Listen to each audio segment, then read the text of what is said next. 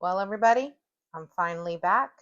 It has been just about a month, maybe a little bit more than a month overall, but got some new stuff to talk about.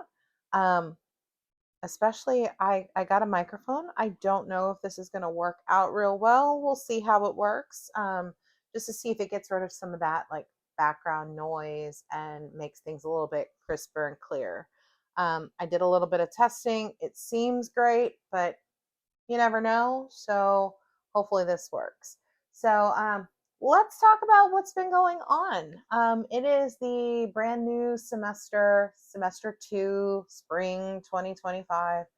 Um, Things have been kind of crazy at work, and illness is going around, new administration craziness going on.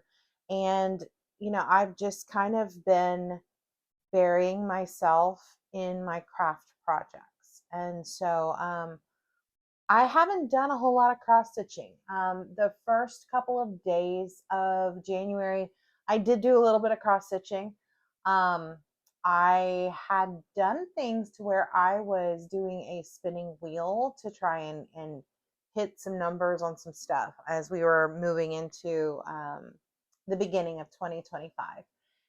And I got to a point where I lost my cross stitch mojo completely, and all I wanted to do was knit.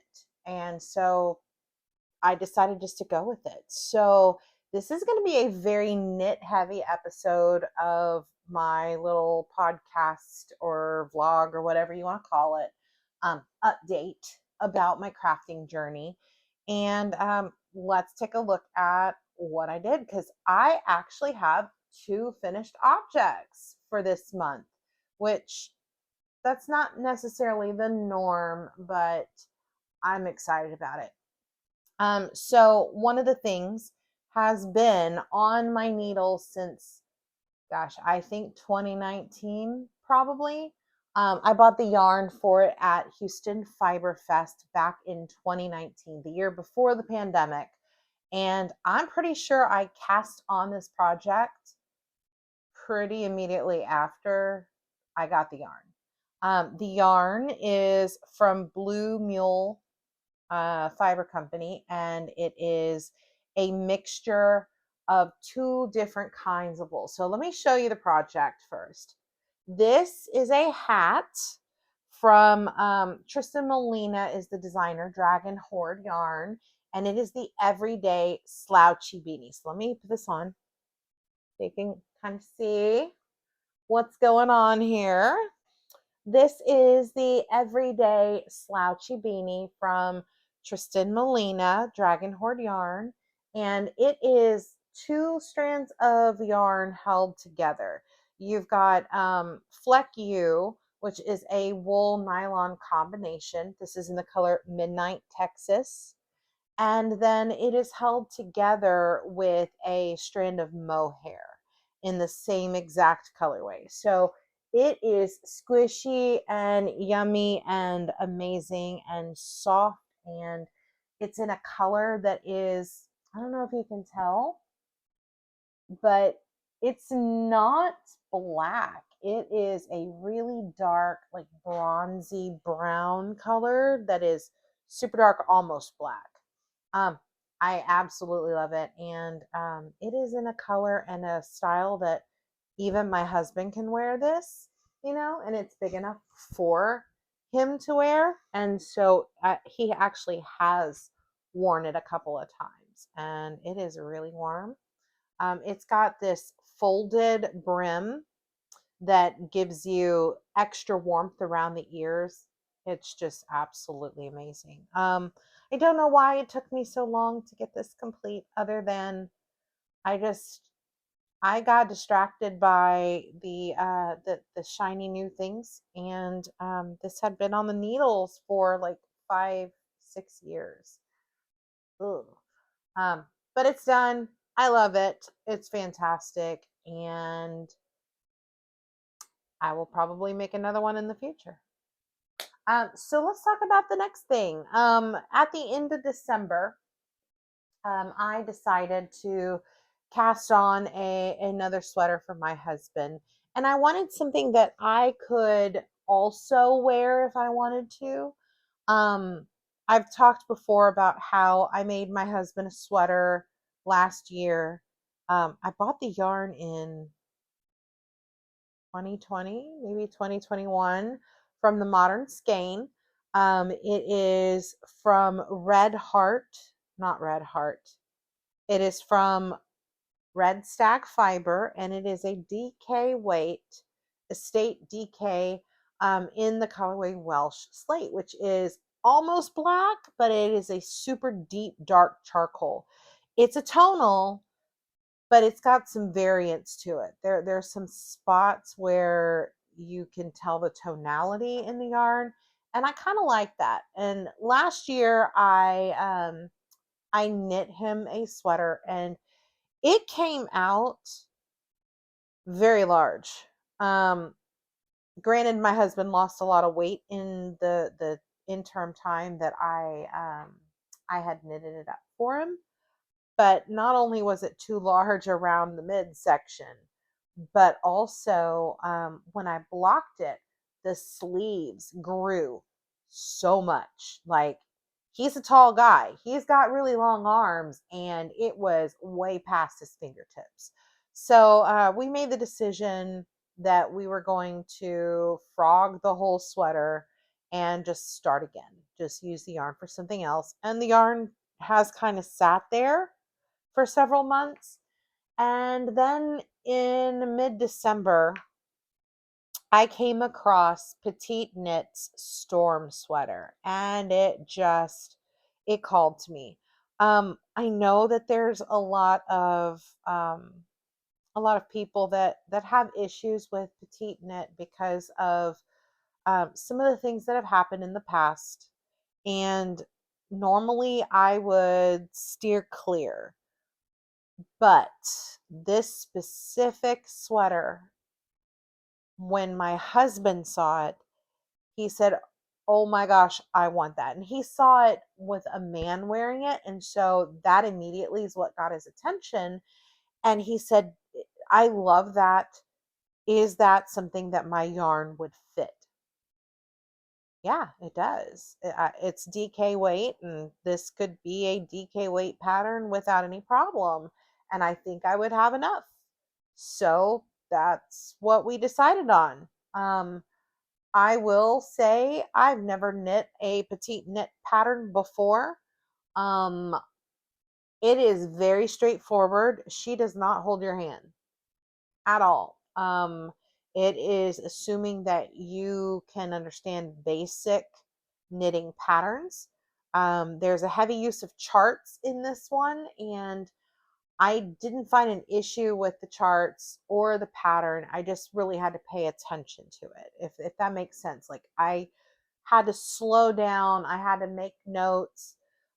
In the chart, I specifically color coded things on the chart to make sure that I was doing things the right way. And I absolutely love the way that this came out. So without further ado, it is complete. I just finished blocking it just yesterday. I took it off the blocking mats this morning. I have not even finished weaving in the ends to this. My husband has not tried it on. I tried it on. I did. The sleeves are a little long on me. It would be an oversized sweater for me, and it would have to be the kind of thing that I roll up my sleeves a little bit. But that's okay. That's totally okay. I still will wear it. So let's take a look. Here she is, and I absolutely adore it. It is so pretty. You can see some of the variances in the tonality. You can see the little flecks in the yarn, and I love it. I was a little bit concerned that maybe I would need to vary my skeins of yarn because it's all hand dyed. I didn't find that I needed that anywhere. It looks absolutely fine. I did all of my trading out of the skeins where there were lines, so it worked out really well. So here it is again. Let me scoot back a little bit so you can see it a little bit better. So I will say there is one big error. And I didn't notice until it was on the blocking mats. I missed a whole repeat on the diamond pattern. It's there at the top. It's there on the sleeves. Right at the midsection, I missed one of the repeats. But it ends up being okay, you guys, because guess what? I was playing yarn chicken at the end. Had I actually done that repeat, I would have had to have made shorter sleeves. I would have had to cut that pattern off.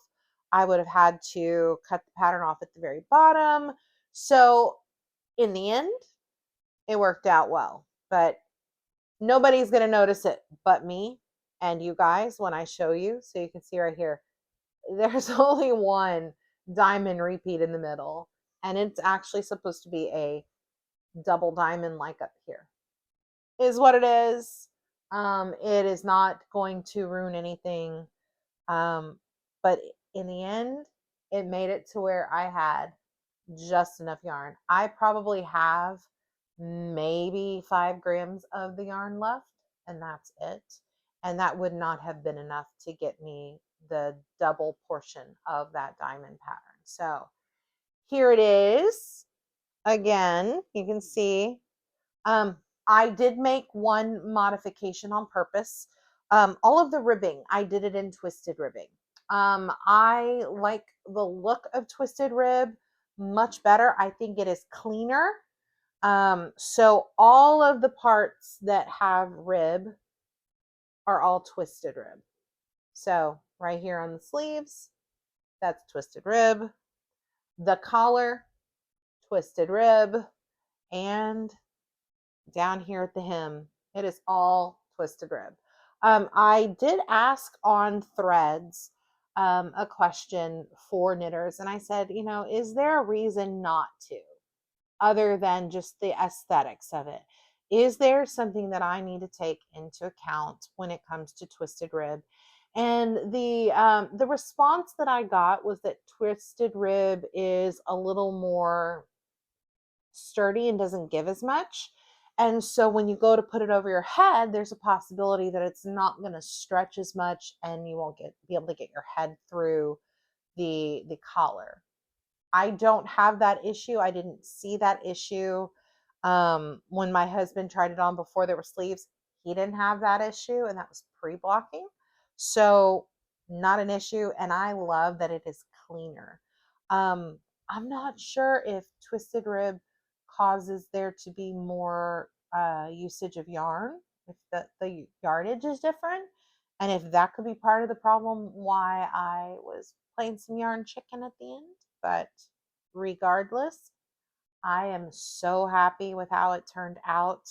I'm hoping that I can get my husband to try it on and I can get some pictures and insert them here in a little bit. But if not, it is what it is. And I will try to make sure that I have a good picture uploaded on Ravelry for it, because it is one of my favorite things I've ever made. I think I probably will make another one of these in a smaller size for myself, maybe in like a oatmeal or cream color.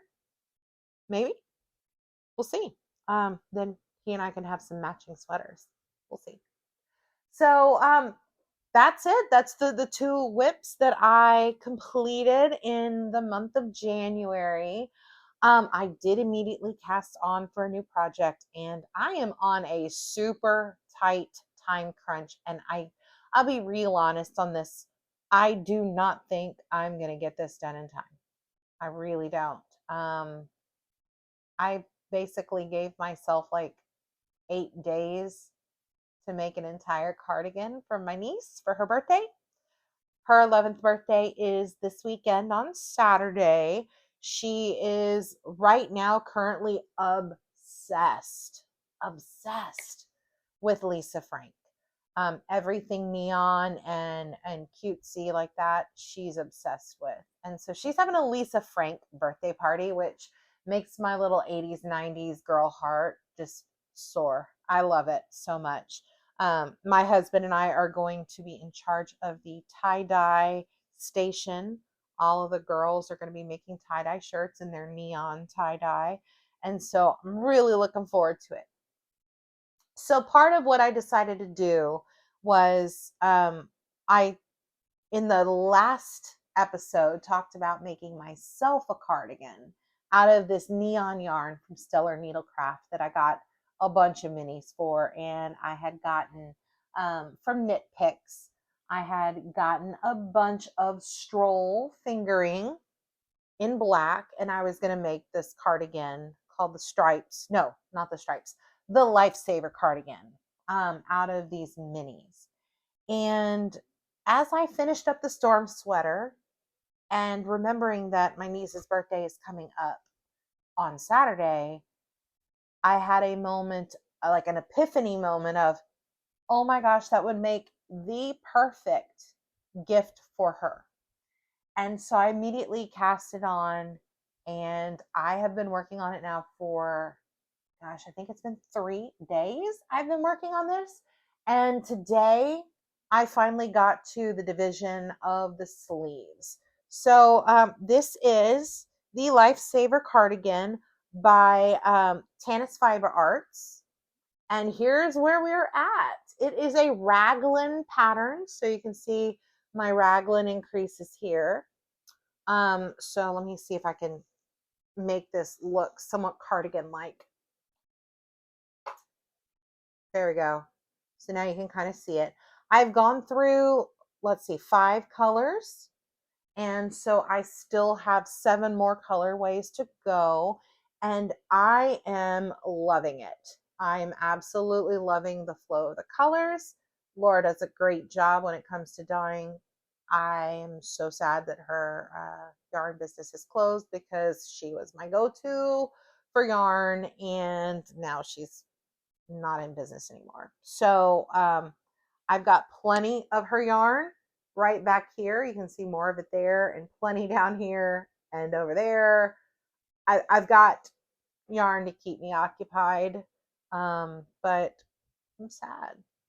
So anyway, I am to the part where it's time to divide for the sleeves. And so what I have decided is I'm not going to put in the waist shaping. I am going to power through the body and power through the sleeves. I have ordered some buttons off of Etsy that are neon star buttons for the button band. And so I'm hoping that between tonight, like it is February 4th, it's 6 p.m. I've got about 2 to 3 hours to work on this. So for the next 2 to 3 hours, I'm going to be working on dividing the sleeves and powering through more of the body. And my hope is maybe I can get the body done by Friday night, I hope. And then Saturday, I'll actually have the body, pretty much complete. And I can take it over to her and I can show her, and she can try on and make sure, it fits well. I mean, it won't have the button band on it, of course. But my goal is to just power through and get as much of this done as quick as possible. I've gotten a fingering weight plus size t-shirt design done in like 13 days before. And so I'm really hoping I can power this through in like 8 to 10 days. I don't know if that's possible, especially with working full time, because when I did the 13-dayer, I was home during the summer and literally that's all I was working on all day long. So crossing my fingers that I can get this done for my niece, and if not, it's okay. I can drop it off to her later and she can see what it is. We already have plans to take her shopping on a little shopping spree after her birthday. So I'm excited about it. And I'm excited about the cardigan to see how it looks on her and what she thinks. So it is a complete surprise to her, and I'm excited about it. So um, other than that, I think after I finish the cardigan for the second half of the month, I am probably going to make either a pair of socks, or I'm going to start the OG mitts and the OG socks, like make that combination of things. So that's probably where I'm headed. Who knows though? We'll see what comes up next. But I am kind of plugging away at my 2025 queue, and I have already knocked two things off of it with the storm sweater and with the Lifesavers cardigan. So we'll see what's up next. I'm just working through all those. I think I'm going to try to stick to my queue as much as possible this year. I make plans, and then some new shiny thing catches my attention, and then I never follow through, and I end up with a queue on Ravelry that's 50 items long, and then several years later I look back and go, oh yeah, I wanted to do that. Oh well. So um that is it, you guys. Kind of, I guess, a shorter episode, which is totally fine. 21 and a half minutes is perfectly acceptable. So hopefully I will be able to come back at the beginning of March and show you an update with my niece wearing her sweater. Hopefully I will have a picture of my husband in his completed storm sweater, and maybe I'll have some other stuff to show you for that episode too. I'm really hoping to do a monthly update episode on everything. That's kind of where I'm thinking my best interests lie. I think doing it any more frequently than that is a little too much for me, and I need to make sure that I'm updating more often. So the goal this year is every month to do a wrap up of here's what I made in the month and here's my progress. So maybe next time I'll have some cross stitch. Who knows? All right. If you have any questions about any of the items that I showed, feel free to leave me a comment down below and I will respond. And don't forget to like and subscribe to my channel. That's what helps get that out there. And, the more attraction I get, the more I'm going to film and I'm going to work on this. So if you want to see more, definitely do the things. All right. Happy February, and I will see you guys at the beginning of March. Bye.